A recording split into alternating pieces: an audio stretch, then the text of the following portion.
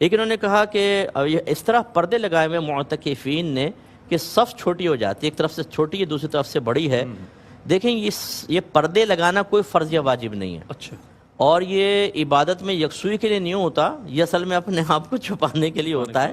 آرام سے mobile use کر لیتا ہے آدمی، پاؤں پھیلا کے سو رہے ہیں، دوست آ کے بیٹھ کے خسر پسر چل رہی ہے اندر. یہ لازم ہے کہ جب اس طرح کے پردے لگائیں بھی تو جب جماعت قائم ہو رسیاں ایسی باندھیں کہ ان کو اوپر ڈال دیں.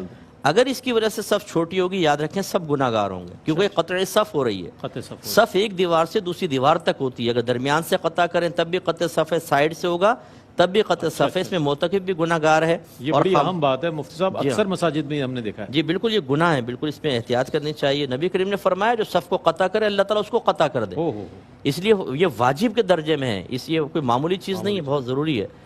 لیکن یہ سگریٹ جو انہوں نے کہا مسجد میں سگریٹ پینا تو مکروہ تحریمی ہے، یہ گناہ ہے، یعنی کیونکہ بدبو ہوتی ہے، اسمیل ہوتی ہے، اب دھواں مسجد میں پھیلائیں گے. اور فنائے مسجد میں بھی پینا مکروہ تنزیہی ہے، کیونکہ بہرحال یہ گندی چیز ہے، اس کا دھواں کسی نہ کسی طریقے سے اس کی اسمیل مسجد کے اندر جاتی ہے. کوشش کریں کہ 10 دن کی تو بات ہے، 10 دن یہ سگریٹ چھوڑ دیں بالکل. اللہ کی رحمت سے امید ہے کہ ہو سکتا ہے کہ یہ 10 دن میں یہ عادت ایسی پختہ ہو جائے کہ چھٹی جائے سگریٹ، لیکن مسجد فنائے مسجد میں نہ پی جائے. ٹھیک ہے. ٹھنڈک کے لیے غسل اگر وہ مسجد کی فنا کے اندر ہے، یعنی مسجد کی 4 دیواری کے اندر غسل خانہ بنا ہوا ہے، تو وہ فنائے مسجد میں کہلاتا ہے.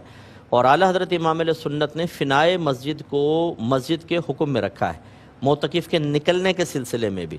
تو ٹھنڈک کا غسل صرف اس وقت کریں کہ جب پسینہ زیادہ آ جائے، مسجد میں اسمیل پیدا ہو رہی ہو تو پھر جا کے کرے، ورنہ حتی الامکان نہ کرے. اگر ضرورت نہیں ہے تو نہ کرے. ویسے فنائے مسجد میں نکلنے میں بھی احتیاط کرے.